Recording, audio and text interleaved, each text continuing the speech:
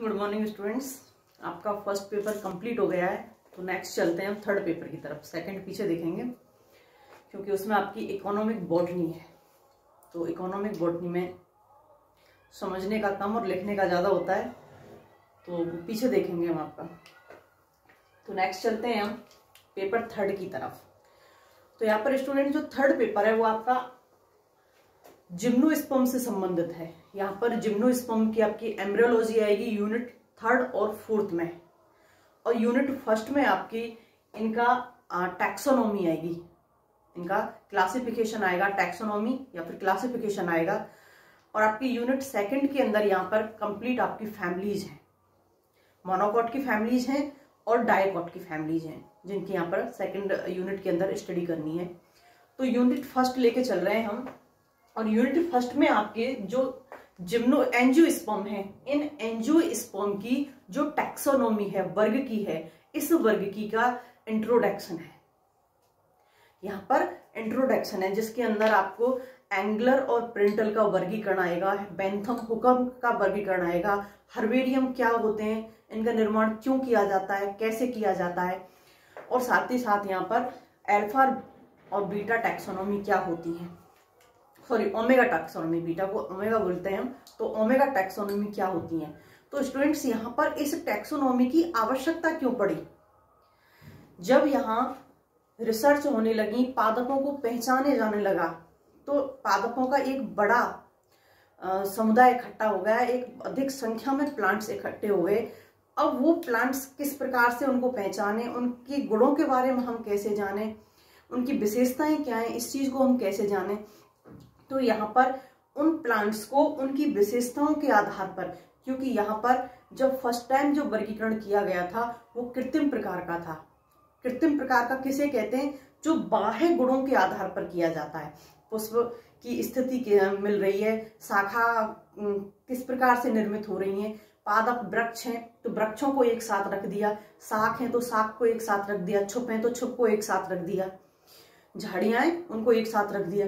तो यहाँ पर जो इनका बाह्य आकार आकृति थी, उस बाह्य आकार आकृति के आधार पर, बाह्य गुणों के आधार पर यहाँ पर जो वर्गीकरण किया गया था वो कृत्रिम प्रकार का कहलाया था, जहां पर इंटरनल स्ट्रक्चर्स के बारे में कोई जानकारी नहीं थी, किसके अंदर क्या समानताएं मिल रही हैं, क्या विषमताएं मिल रही हैं, उस चीज को यहाँ पर नहीं देखा गया था। पहली बात तो अब जब यहाँ उनको रखने लगे, उनका यहाँ वर्गीकरण करने लगे, तो यहाँ पर आसानी होने लगी, क्योंकि वृक्ष एक साइड में रख दिए, झाड़ियां एक साइड में रख दी, और जो बल्लरी पादप थे उनको अलग रख दिया। तो सबको यहाँ पर कैटेगरीज के अंदर डिवाइड कर दिया इनके बाह्य आकृति आकार के आधार पर। तो उनको पढ़ने में, समझने में यहाँ पर क्या होने लगी, आसानी होने लगी। भाई एक हम पूरे ग्रुप को एक साथ देखें, एक इसमें हमने उसको बांट दिया आप लोगों को, फर्स्ट ईयर की ये गर्ल्स हैं, सेकंड ईयर की ये हैं, फाइनल के ये स्टूडेंट्स हैं, तो हमको आसानी रहेगी उन्हें पहचानने में कि भाई फर्स्ट ईयर वाले ये हैं, फाइनल वाले ये हैं, और सेकंड ईयर वाले ये हैं। तो यहाँ पर भी यही होने लगा। तो यहाँ पर जो फर्स्ट जो साइंटिस्ट का जो नाम आता है वो आता है एपीडी कैंडोले, यहाँ पर जिन्होंने वर्ग की शब्द को दिया था सबसे पहले।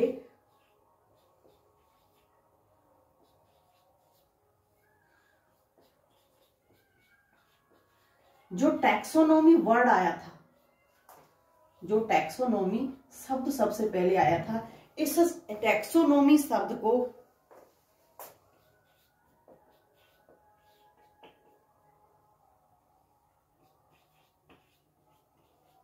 एपीडी कैंडोल ने दिया था। यहां पर एक साइंटिस्ट हुए थे एपीडी कैंडोल, जिन्होंने सबसे पहले टैक्सोनॉमी को दिया था कि भाई जो हम कर रहे हैं उसको क्या कह रहे हैं हम, टैक्सोनॉमी। यहाँ पर जो प्लांट्स का जो वर्गीकरण कर रहे हैं ये वर्गीकरण टैक्सोनॉमी कहलाता है। और इन्होंने जिस बुक के अंदर दिया था, क्योंकि इन्होंने अपनी एक बुक लिखी थी और उस बुक में टैक्सोनॉमी वर्ड का इन्होंने जिक्र किया था। तो यहाँ पर इनके द्वारा जो लिखी गई जो बुक थी, थ्योरी सेलेमेंट्री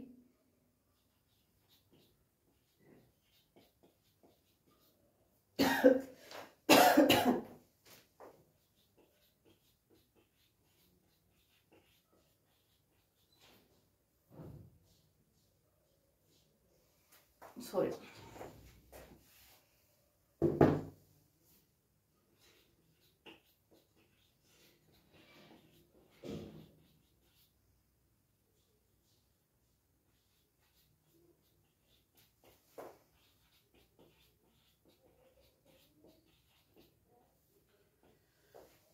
थ्योरी सैलेमेंट्री डीला बॉटनिका, ये बुक थी। तो ये ग्रीक भाषा में है और ग्रीक शब्द थोड़े अलग मिलते हैं। तो इन्होंने इस बुक के अंदर टैक्सोनॉमी शब्द का फर्स्ट टाइम यहाँ पर जिक्र किया था। इसके अलावा बाद में यहाँ पर एक साइंटिस्ट और आए थे, कैरोलस लीनियस। कैरोलस लीनियस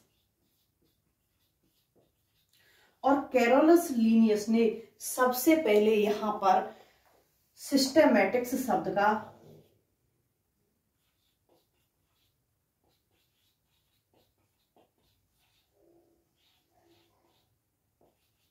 जिक्र किया था, सिर्फ सिस्टेमैटिक्स शब्द को दिया था।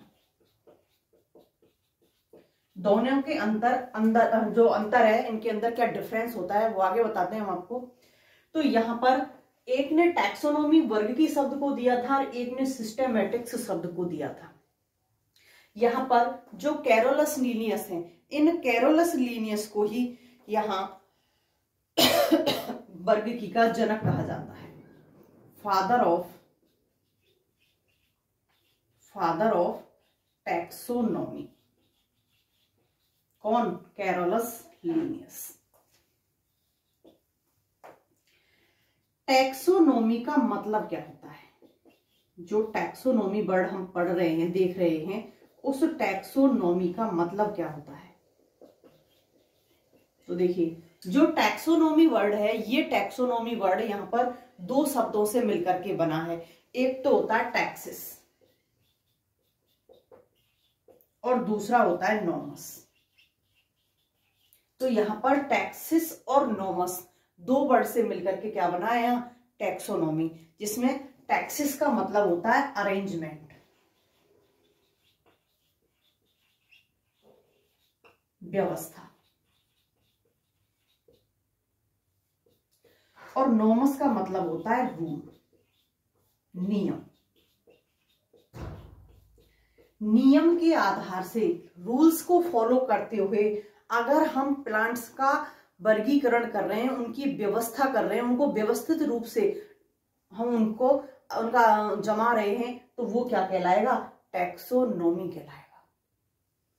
अब यहां पर टैक्सोनॉमी की डेफिनेशन क्या हुई? अगर हम टैक्सोनॉमी की डेफिनेशन देखें तो टैक्सोनॉमी की डेफिनेशन क्या हुई? तो यहां टैक्सोनॉमी विज्ञान की वह शाखा है जिसके अंतर्गत पादपों की पहचान, क्योंकि पहले तो प्लांट का आइडेंटिफिकेशन जरूरी होती है। यहां विज्ञान की वह शाखा जिसके अंतर्गत पादपों की पहचान, नामकरण व वर्गीकरण किया जाता है, क्या कहलाती है? टैक्सोनॉमी कहलाती है। पादपों की पहचान, नामकरण व वर्गीकरण किया जाता है, वो टैक्सोनॉमी कहलाती है। तो सिस्टेमैटिक्स क्या हुई फिर?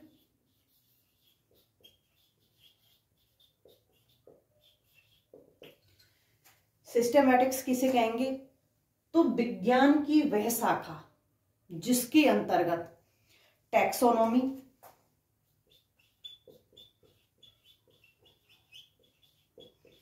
पादपों के बीच अंतर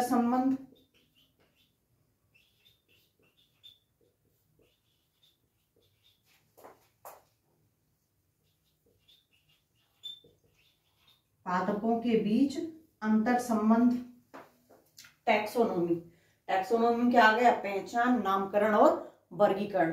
पादपों के बीच अंतर संबंध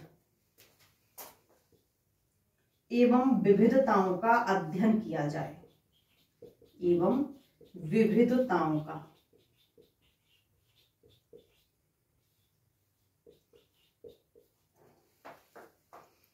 अध्ययन किया जाए।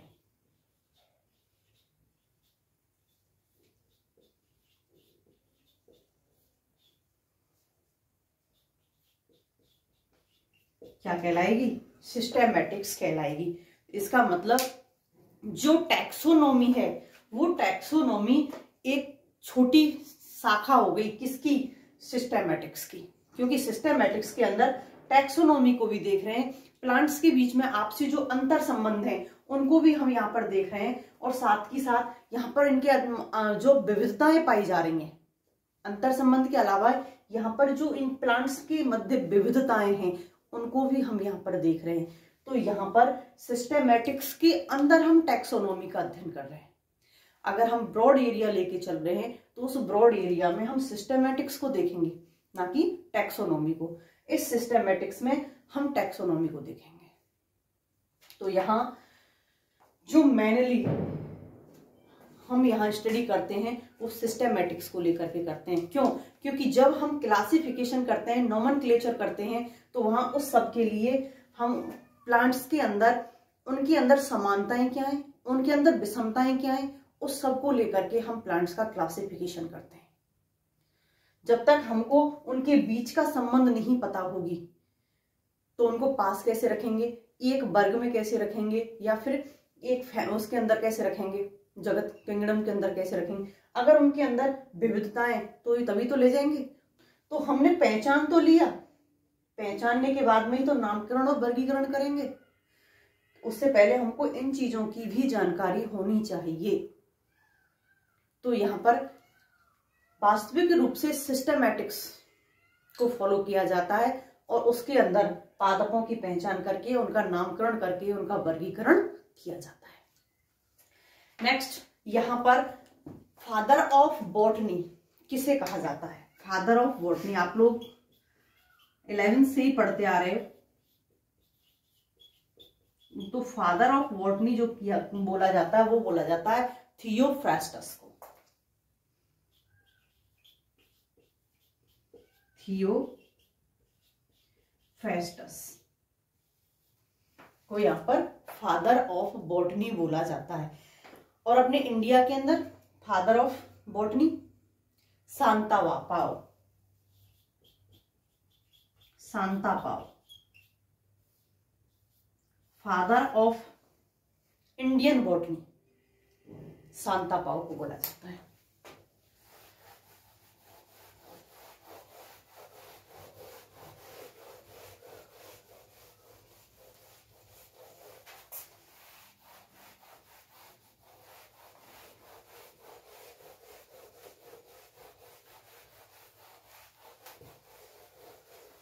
क्योंकि चाहे हम जूलॉजी के अंदर क्लासिफिकेशन देखें, चाहे हम बॉटनी के अंदर क्लासिफिकेशन देखें, सभी के अंदर क्लासिफिकेशन तो तभी करेंगे ना जब हमको उनकी पहचान होगी, और पहचान के साथ साथ में ही अंतरराष्ट्रीय नियम्स के अनुसार उनका हम क्या करते हैं, नियम जो होते हैं उनको फॉलो करते हुए क्या करते हैं, उनका नामकरण, क्लासिफिकेशन करेंगे। तो नेक्स्ट देखते हैं हम यहाँ पर alpha taxonomy. Alpha taxonomy, alpha वर्ग की। एल्फा वर्ग की किसे कहते हैं? तो ये सबसे पुरानी वर्ग की है, सबसे पुरानी टैक्सोनॉमी है। और सबसे पुरानी क्यों है? सबसे पुरानी क्यों कह रहे हैं? कि यहां पर जो वर्गीकरण किया गया है वो कृत्रिम प्रकार का है, यहां कृत्रिम प्रकार का है।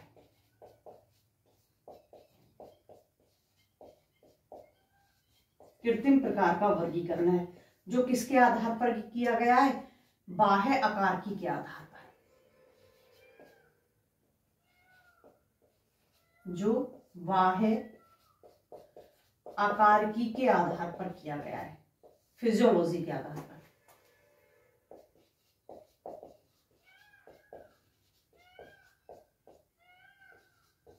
इसलिए हम इसको क्या कह रहे हैं?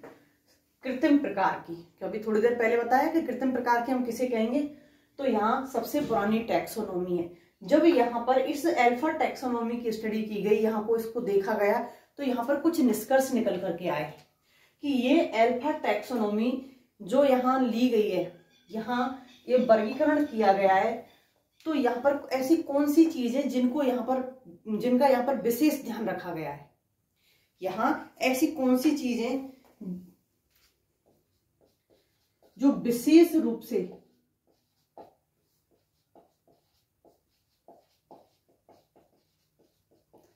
स्पष्ट प्रभाव दिखा रही हैं।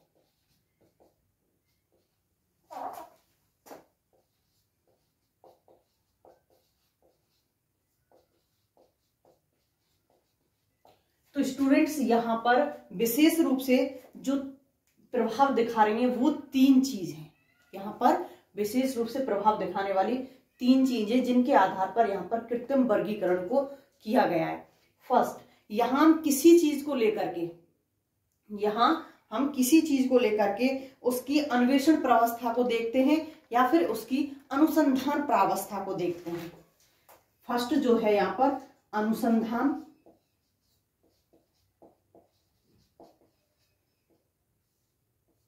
या अन्वेषण प्रावस्था।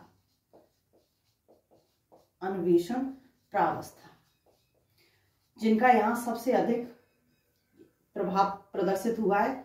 सेकंड जो यहां पर है वो है यहां एकत्रीकरण प्रावस्था।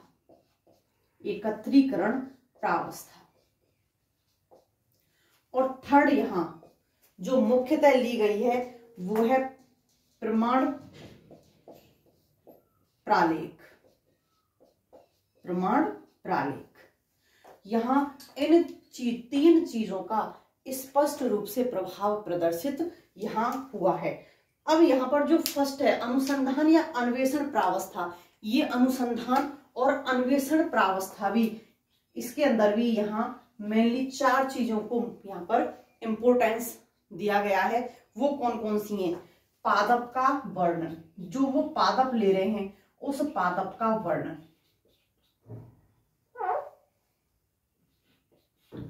किसी नए पादप की खोज हुई, यहाँ पर कोई नया पादप मिला, उसकी खोज हुई, उसको पहचाना गया, तो सबसे पहले तो उस पादप का वर्णन किया गया है, उसके साथ उस पादप की पहचान की गई है।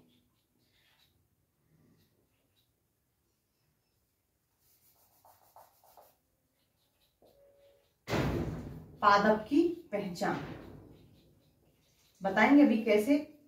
सेकेंड स्टेप में जो पादप का हमने वर्णन किया है उस वर्णन के आधार पर यहाँ क्या की गई है? पहचान। और थर्ड उसका नामकरण, पहचान करके नामकरण, पादप का नामकरण, पादप का नामकरण।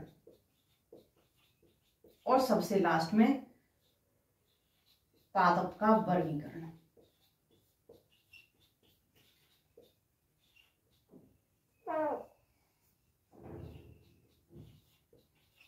पादप का वर्गीकरण। तो यहां जो अल्फा टैक्सोनॉमी हम देख रहे हैं, इस अल्फा टैक्सोनॉमी में यहां सबसे ज्यादा जो इफेक्टिव रही हैं, जिनका सबसे ज्यादा यहां प्रभाव रहा है, वो इन चीजों का रहा है जो हम हमारे सामने हैं। अनुसंधान या अन्वेषण प्रावस्था, जिसके अंदर पादप का वर्णन किया गया, पादप की पहचान की गई, उसका नामकरण किया गया, फिर उसका क्लासिफिकेशन किया गया। उसके बाद में एकत्रीकरण प्रावस्था को देखा गया और फिर उसका प्रमाण प्रालेख, उनके लिखित में जो उनकी जानकारियां हैं उनको एकत्रित किया गया। तो फर्स्ट देखते हैं हम यहाँ अनुसंधान या अन्वेषण प्रावस्था। तो यहाँ पर जो अनुसंधान या अन्वेषण जो प्रावस्था है, इस प्रावस्था में क्या किया है? तो ये यहाँ पर जो प्राथमिक स्तर पर, यहाँ जो प्राइमरी लेवल पर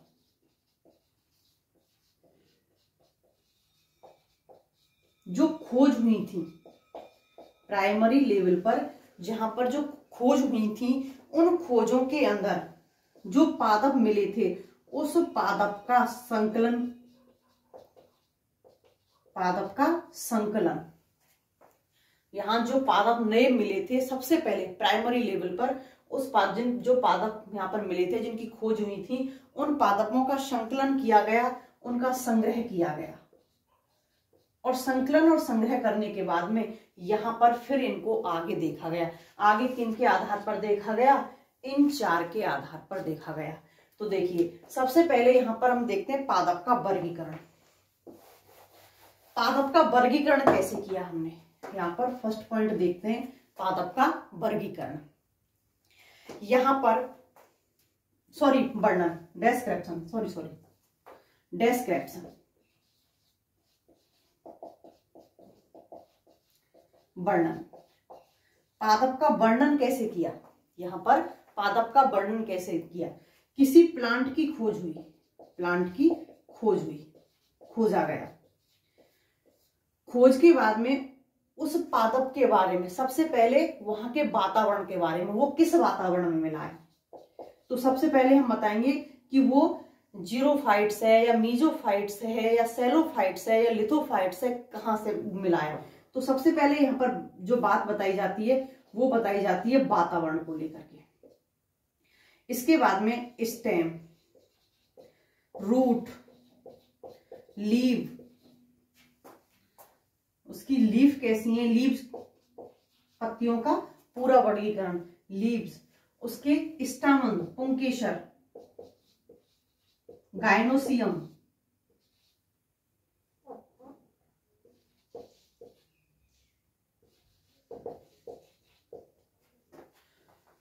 फ्लावर,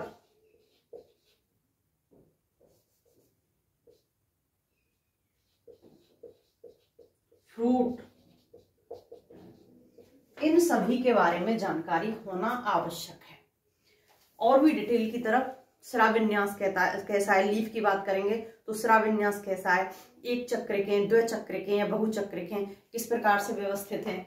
आप लोगों को लीफ के बारे में पूरा का पूरा चैप्टर देखा है, स्टेम का देखा है, क्योंकि फर्स्ट पेपर में ये सारी चीजें आप लोगों ने डिटेल में देखी। तो यहाँ इन चीजों का डिस्क्रिप्शन होना आवश्यक है। तो सबसे पहले इसका क्या देखा हमने, डिस्क्रिप्शन।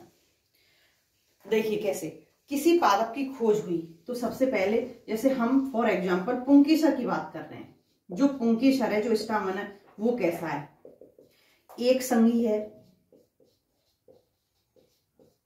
द्विसंगी है या बहुसंगी है, किस रूप में उपस्थित है। अगर किसी के अंदर 15 पुंकेसर मिल रहे हैं तो 15 की 15 एक साथ उपस्थित हैं ऐसे, या सारे सारे ऐसे जुड़े हुए उपस्थित हैं, एक संघ में उपस्थित हैं, या फिर आधे ऐसे और आधे दूसरे संघ में उपस्थित हैं, या फिर दो दो तीन तीन के ग्रुप में एनिमल कैसे भी उपस्थित हैं। तो यहाँ एक संघ में उपस्थित हैं या दो संघ में उपस्थित हैं या दो से अधिक संघों में ग्रुप के अंदर उपस्थित हैं। तो यहाँ पुंकेसर कैसे हैं, दल लग्न हैं या दल मुक्त हैं या मुक्त दोली हैं, किस प्रकार के पुंकेसर हैं। अगर पुंकेसर के बारे में हम जानकारी ले रहे हैं तो पादप की प्रकृति के बारे में बात करें, पादप की प्रकृति, तो यहां पर पादप की प्रकृति कैसी है, वृक्ष है, शाख है, झाड़ी है या बल्लरी है। बल्लरी बोले तो आरोही किस प्रकार का है। तो यहां इस प्रकार का जो डिस्क्रिप्शन देखते हैं वो डिस्क्रिप्शन किस में आता है, पादप के वर्णन के अंदर। तो यहाँ पादप के बारे में डिटेल स्टडी की जाती है। नेक्स्ट देखते हैं नेक्स्ट लेक्चर में।